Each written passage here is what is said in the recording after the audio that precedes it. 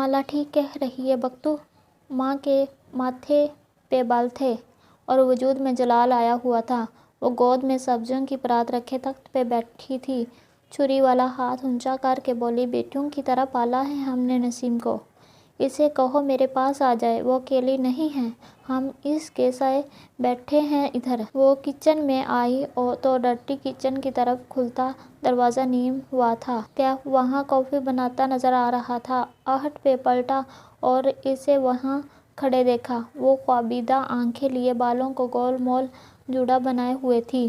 رات والا make up اتارنے کے باوجود آنکھوں کے گرد ہلکی سی سیاہی تھی۔ کافی بناؤں آپ کی؟ وہ نظریں موڑ کے دوسری طرف پلٹ گیا۔ ہاں پلیز، توقف کیا اور آواز آہستہ کی، پھر کچھ نکلا لائٹر سے؟ عام سا لائٹر ہے، کچھ بھی نہیں اس میں، وہ کین سے کافی بینز نکالتے ہوئے بولا۔ اس کے ہاتھ تیز تیز چل رہے تھے۔ مالی خود مختاری اور تعلیم، آپ کے خیال میں یہ چیزیں عورت کو ابیوز ہونے سے بچا سکتی ہیں؟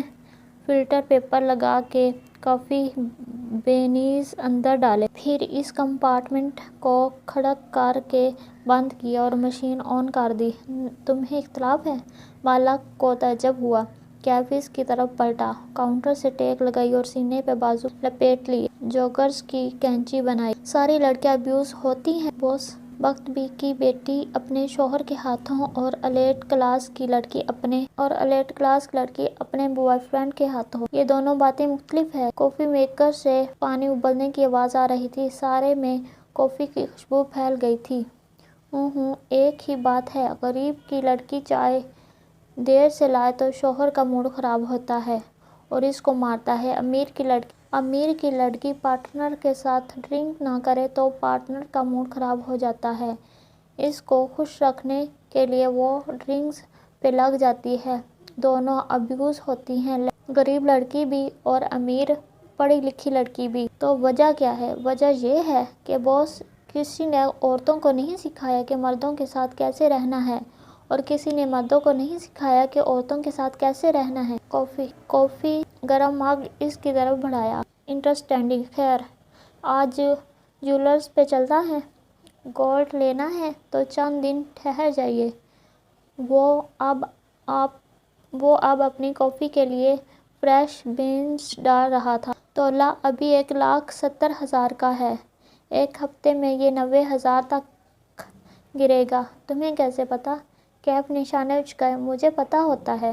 چلیے آپ کی اطلاع کے لیے، مجھے بھی معلوم ہے کہ گولڈ گرنے والا ہے، میں نے خریدنا نہیں بیچنا ہے، کچھ بریکس ہیں میرے پاس گولڈ کی، ان کو بیچ کے نیا کام شروع کرنا ہے۔ اسی صنع میں بخت بھی کچن میں داخل ہوئی، ایک نظر درمیانی دروازے کو دیکھا جو کھلا تھا اور پھر دوسری خوشمگیں نظر کیف پہ ڈالی۔ تمہارا کام ختم ہو گیا ہے تو کھڑے کیوں ہو؟ کیف نے اپنا مگ اٹھاتے ہوئے فریج کی طرف اشارہ کیا۔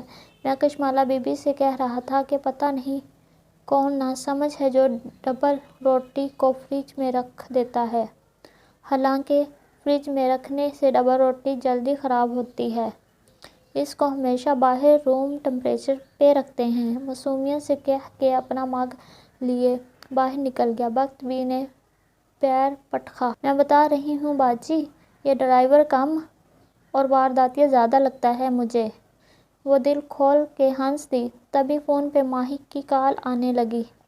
وہ بھی اپنا مگ لیے پچھلے دروازے کی طرف چلی گئی تاکہ لان میں جا کے تسلی سے ماہی سے بات کر سکے۔ یہاں بات کرتی تو لاؤنج میں ماں تک آوازیں آ جاتی۔ کل کی شادی کیسی رہی؟ تم لوگوں نے مجھے واپس آ کے فون ہی نہیں کیا۔ ماہی الگ ناراض تھی۔ تھک گئے تھے نا رات کو، اب سناتی ہوں سارے قصے۔ وہ پچھلی گیلری میں مگ لیے آگے بڑھ رہی تھی۔ کیف بھی وہیں سے جا رہا تھا۔ آہٹ پہ رک کے ایک طرف ہو گیا، اس کے لیے راستہ چھوڑ دیا۔ پہلے یہ بتاؤ زیاد کا کیا سین ہے؟ ماں بڑا ذکر کر رہی تھی اس کا، کیسا ہے وہ؟ ماہی کا لہجہ تفتیشی تھا۔ مالا مسکرا دی۔ زیاد؟ مسکرا کے فون کان اور کندھے کے درمیان لگائے وہ آگے جا رہی تھی۔ ٹال، ڈارک اینڈ ہینڈسم؟ وہ آگے نکل گئی اور کیف چھپتی ہوئی نظروں سے اسے دور جاتے دیکھتا رہا۔ صرف ٹال ڈارک تھا، ہینڈسم کہاں سے تھا؟ منہ میں بڑبڑایا۔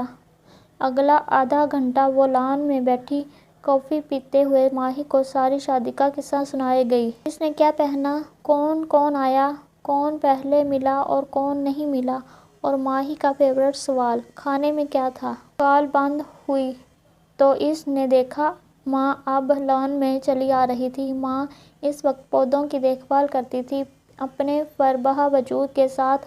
اب وہ قدم قدم چلتے ہوئے بوگن ویلیا کے درختوں کا معائنہ کر رہی تھی۔ ہاتھ میں تسبیح تھی جس کے دانے بھی ساتھ ساتھ گر رہے تھے۔ ادھر آؤ۔ ماں کی نظر اس پہ پڑ گئی جو گارڈ روم کے ساتھ کرسی پہ بیٹھا لیپ ٹاپ پہ لگا تھا۔ 2 انگلیوں سے اشارہ کر کے اسے بلایا۔